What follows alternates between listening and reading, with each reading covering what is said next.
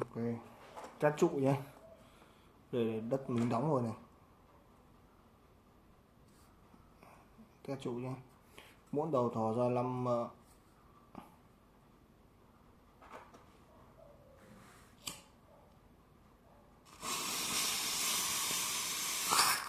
đấy, rất nhanh.